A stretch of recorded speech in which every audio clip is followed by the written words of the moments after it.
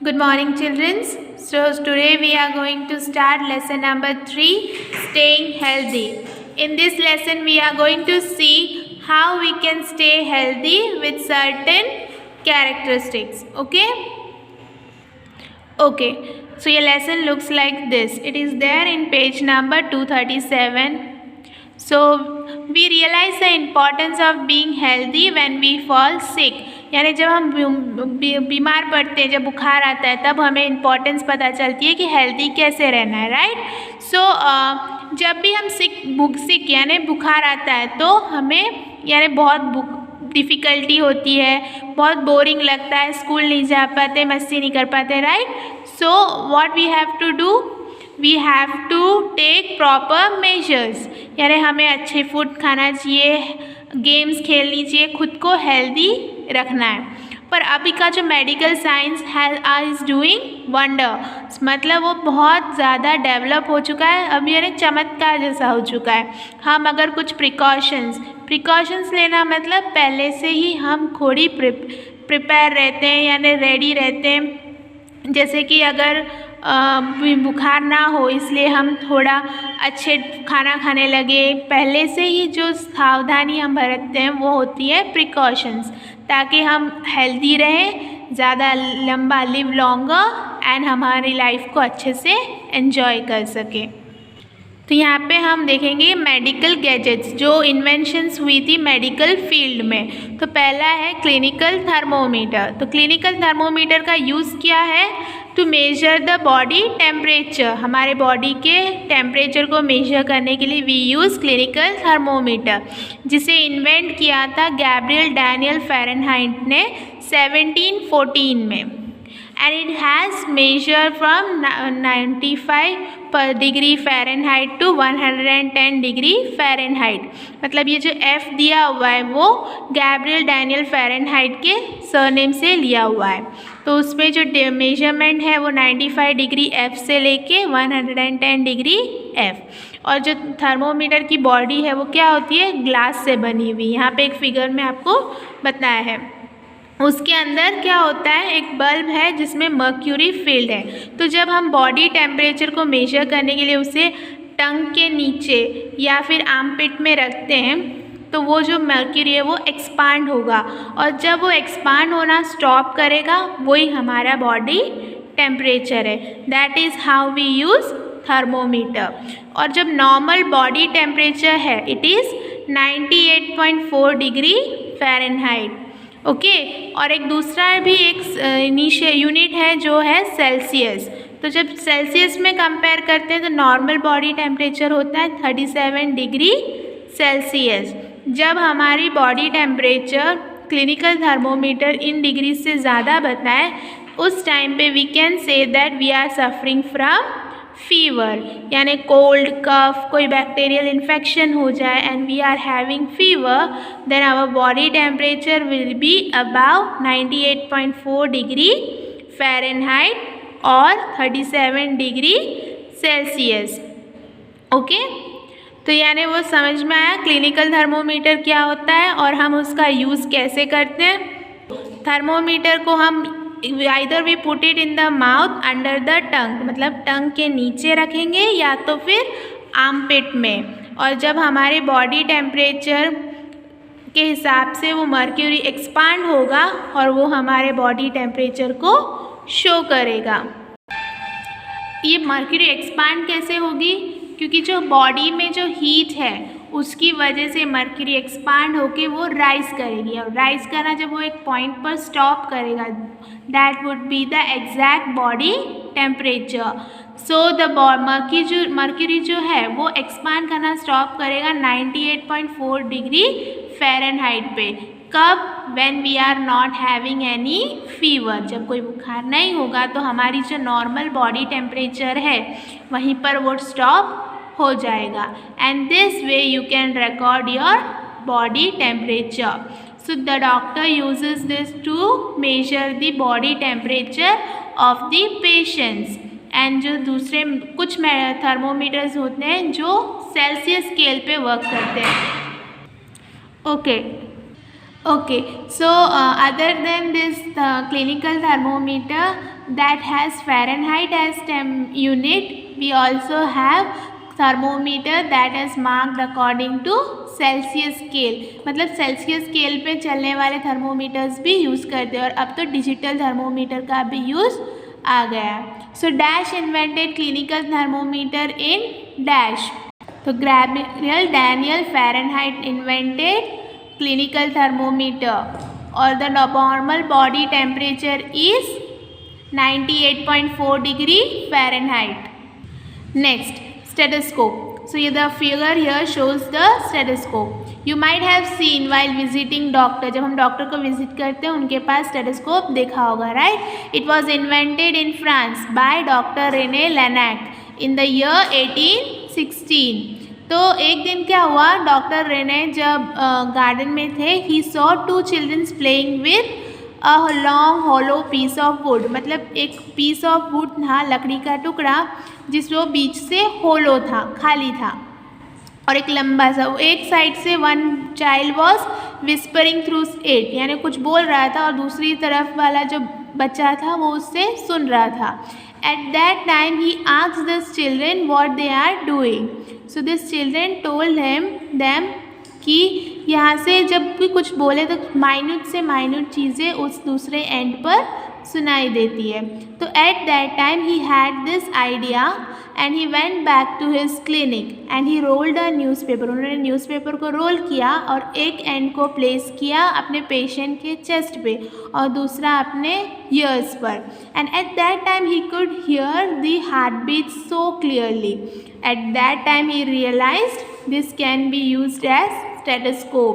And this एक बच्चों का खेल, the child play led to the invention of the stethoscope. And आज स्टेथोस्कोप का क्या है, बहुत ज़्यादा इम्पॉर्टेंस है, because doctor are able to listen to the sound of lungs, heart, intensity, blood flow. ये सब जानने के लिए they can use stethoscope. So doctor can diagnose and make treatment for many diseases. Next, microscope. So microscope is an instrument that makes even those objects look big that cannot be seen with naked eyes. मतलब हम खाली आँखों से नहीं देख पाए ऐसी चीज़ों को भी बड़े बड़े दिखाता है. क्या? Microscope. So it happened in China. मतलब जो हॉलैंड में एक ऑप्टिकल शॉप, मतलब जो चश्मे की दुकान होती है, वहाँ के ऑनर ने वंस ही सॉ दैट जब हम 2 लेंस को एक के ऊपर एक प्लेस करते हैं उस टाइम पे जो छोटी सी फ्लाई होती है वो भी बहुत बड़े साइज़ में दिखता है. तो दैट टाइम दिस ऐसे इन्वेंशन से उन्होंने फ्ले ग्लास का इन्वेंशन किया और उस फ्ले ग्लास की हेल्प से ही कैन मैग्नीफाई थिंग्स. मतलब छोटी से छोटी चीज़ों को बड़ा करके वो देख सकते थे. जब ये इन्वेंशन के बारे में गैलीलियो को पता चला, ही thought this is an interesting invention और उसमें कोई improvement he can make it. So for that what did he thought that not just insects, सिर्फ इंसेक्ट्स नहीं, वो छोटे से छोटे जो माइन्यूट ऑर्गेनिजम्स होते हैं, माइक्रो ऑर्गेनिजम्स, उन्हें भी एक्सपांड कर he can see. So that's how he got the first microscope. And microscope की हेल्प से scientists could identify germs, जो diseases cause करने वाले germs जो हमारे blood में या हमारे हाथों के थ्रू हमारे स्टमक में जा सकते हैं. ऐसे माइक्रो ऑर्गेनिजम्स के ऊपर रिसर्च करने के लिए we can use microscope. It can be help to examine blood, urine, stool and many other things. जो चीज़ें ज़्यादा आसानी से नेकेड आई से नहीं दिखती. ब्लड्स के अंदर जो जर्म्स हैं कि कोई बैक्टीरिया है, उन सब के ऊपर रिसर्च करने के लिए we can use microscope. Okay, some more machines. So यानी inventions were taking place in the field of medicines. And जो doctors were now using them to know about the diseases and the disorders inside the human body. मतलब human body के अंदर जो diseases हैं, जो बदलाव है, जो गड़बड़, डिसऑर्डर मतलब गड़बड़ बोल सकते हो आप, उसे आइडेंटिफाई करने के लिए doctors were using this inventions. X-ray, ultrasound, CT scan, MRI machines, this all were helping doctors to find about कोई ट्यूमर है, कहीं पे ब्लड क्लॉट हो रहा है, ब्लॉकेज हो रहा है, यानी जैसे नॉर्मल बॉडी वर्क करनी चाहिए वैसा अगर किसी की बॉडी वर्क नहीं कर रही, कोई एबनॉर्मलिटीज़ हैं, वो सब को आइडेंटिफाई करने के लिए doctor were taking help from this inventions. So after this we also have surgeons who can perform operations perform करने के लिए एकदम precise, मतलब एकदम perfectly operations perform करने के लिए surgeons also used such inventions। ECG machine का यूज़ हो रहा है कि हमारे हार्ट रेट्स को मेजर करने के लिए। we have machines like heart lung machine, जहाँ पे अगर हमारा हार्ट प्रॉपरली वर्क नहीं कर रहा, लंग वर्क नहीं कर रहा है, तो उस time the body becomes inappropriate to work. At that time this machine can help or can work in their place। मतलब हार्ट वर्क नहीं कर रहा है तो हार्ट मशीन की हेल्प से we can perform the functionality of heart। then surgery and transplant, मतलब कुछ डिजीजेस, कुछ हेल्थ प्रॉब्लम में what we have to do, we have to cut open the body, मतलब बॉडी को कट करके open करके उसकी अलाइनमेंट, उसकी जो गड़बड़ है वो ठीक करनी पड़ती है। ऐसे प्रोसेस को हम बोलते हैं सर्जरी। और जब सर्जरी करता है ऐसे डॉक्टर को हम बोलते हैं सर्जन। ओके, तो सर्जरी की हेल्प से लोग ज़्यादा लॉन्ग जी सकते हैं। मतलब अगर बॉडी में कोई गड़बड़ है उसे इम्प्रूव करने के लिए बॉडी को काट करके ओपन करके उसकी अलाइनमेंट, उसकी गड़बड़ को ठीक कर सकते हैं। तो ये हमारे जो बॉडी में डैमेज्ड ऑर्गन है उन्हें रिप्लेस करना, मतलब दूसरे ऑर्गन के साथ रिप्लेस करना, उसे हम ट्रांसप्लांट बोलते हैं। अब आपने हार्ट ट्रांसप्लांट, किडनी ट्रांसप्लांट ये सब सुना होगा, राइट। अगर किडनी फेलियर हो जाता है तो दूसरी एक प्रॉपर किडनी को हम रिप्लेस कर सकते हैं। सो वो किडनी ट्रांसप्लांट, ताकि उस पर्सन की किडनी जो फेल हो गई थी वो फिर से प्रॉपरली वर्क करने लगे, लोगों की लाइफ लेंथ जो है लाइफ की वो बढ़ा सके। This is all the advantages of surgery and transplant. Next, life saving drugs.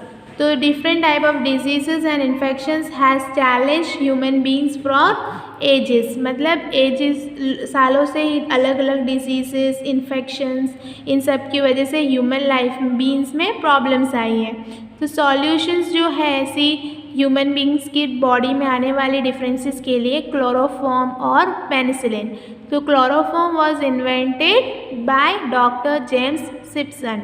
इन्होंने क्लोरोफॉर्म का इन्वेंशन किया था, जिसकी हेल्प से हम क्या कर सकते हैं, कोई भी पर्सन की बॉडी को अगर कट करके ओपन करा जाए तो वो बहुत पेनफुल होता है, राइट। बट जब हम अगर क्लोरोफॉर्म का यूज़ करते हैं तो उस पर्सन को अनकॉन्शियस, मतलब उनकी बॉडी में को सुन कर देते हैं, और वो ताकि जो भी पेन हो वो उन्हें फील ही ना हो, इसलिए हम क्लोरोफॉर्म का यूज़ करते हैं। इसलिए क्लोरोफॉर्म को एक मिरेकल मेडिसिन भी बोला जाता है, because it was the answer to painless surgery. मतलब सर्जरी एक पेनफुल प्रोसेस है, but with the help of this chloroform it can become painless. A dose of chloroform makes a patient unconscious, मतलब unconscious, उनको कुछ खबर नहीं रहती patient को, ऐसा एक डोज ऑफ क्लोरोफॉर्म देने से।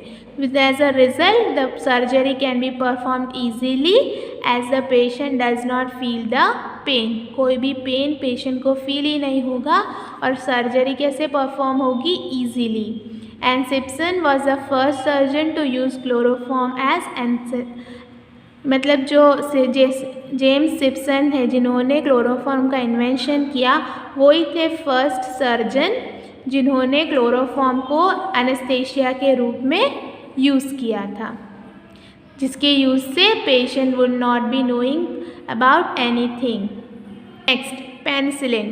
पेंसिलिन एक एंटीबायोटिक है। एंटीबायोटिक मतलब कोई भी डिजीज़ है उससे प्रिवेंट, हमारी बॉडी में अगर कोई बैक्टीरिया आ जाए, कोई जर्म आ जाए, वो बॉडी में एक्सपांड ना हो, उसकी ग्रोथ को स्टॉप करने के लिए यूज़ होता है एंटीबायोटिक।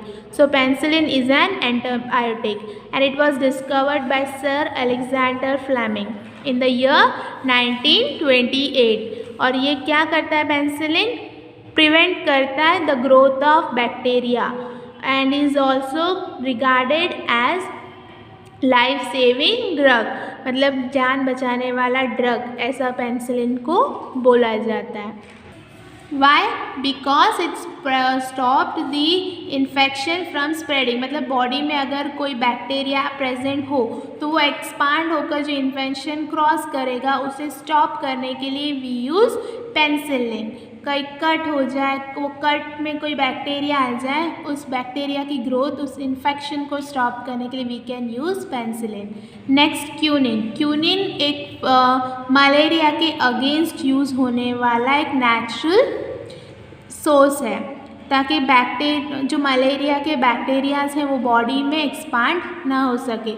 यानी जो 17th सेंचुरी थी, at that time quinine was used as a anti malaria dot, मतलब मलेरिया को स्टॉप करने वाला एक ड्रग, उस तरह से क्यूनिन वॉज यूज्ड। ये क्यूनिन क्या करता है? It's reduces fever and pain and inflammation, जो जलन, जो फीवर है, जो दर्द है, पेन है, उसको कम करता है क्यूनिन। इसीलिए उसे एक एंटी मलेरियन ड्रग की तरह यूज़ करा जाता था इन द 17th century।